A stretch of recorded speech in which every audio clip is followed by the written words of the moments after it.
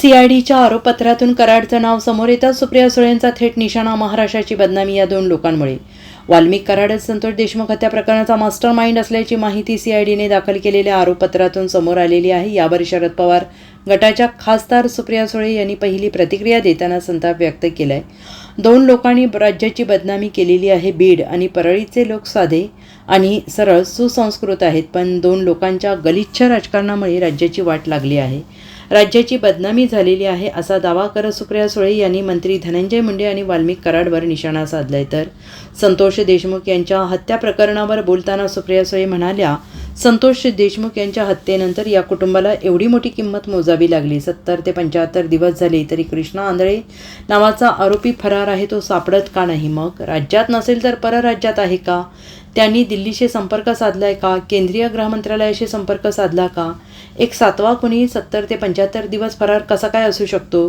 सरकारला प्रश्न पडत नाहीत का? असे अनेक सवाल सुप्रिया सुळे यांनी केलेले आहेत. आणि पुढे ते असंही म्हणाले की बीडमधील कोणती केस राहिली? खून, भ्रष्टाचार, खंडणी, पीक विम्यात फसवणूक, हार्वेस्टर घोटाळा, डोमेस्टिक व्हायलन्स, आता कोणता गुन्हा राहिलाय? असं म्हणत सुप्रिया सुळे आक्रमक झाले आहेत.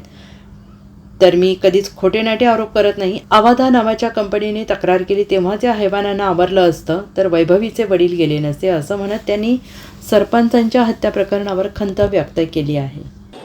मला काही आश्चर्य वाटत नाही, कारण का ज्या पद्धतीने अमानुष पद्धतीने हा खून झालेला आहे बीडमध्ये, आणि मला एकच प्रश्न आहे की ह्या व्यक्तीची हिंमतच कशी होते?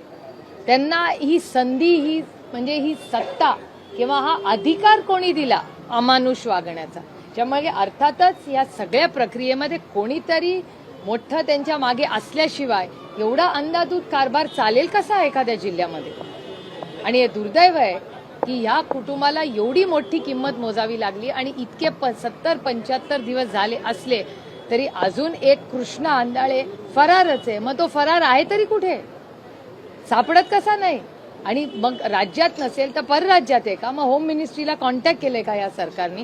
की दिल्लीला कॉन्टॅक्ट केले का? होम सेक्रेटरीना कॉन्टॅक्ट केले? एक सातवा खुनी असा 70-75 दिवस हा फरार असू कसा शकतो? हा प्रश्न नाही सरकारला वाटत. परंतु काही धनंजयच्या संदर्भात एक पत्रकार परिषद घेतली होती आणि आता हे स्पष्ट झालेलं आहे, अवाधा कंपनीच्या वादातूनच ही हत्या करण्यात आली. मी तुम्हाला पहिल्या दिवसापासून मी बोलताना कधीही खोटे नाटे आरोप कुणावर आणि व्यक्तीवर तर करतच नाही, हे माझं राजकारणच नाही. पण जेव्हा अवधा इन्व्हेस्टमेंट्स बद्दल आपण बोलतो तेव्हा अवधा नावाची कंपनीनी जेव्हा कंप्लेंट केली त्यावेळीच ह्या हैवानांना आवरलं असतं तर हा दिवस आला नसता आणि आमच्या वैभवीचे वडील तिच्या बरोबर असतात. Bureau report, SBN Marathi, Pune.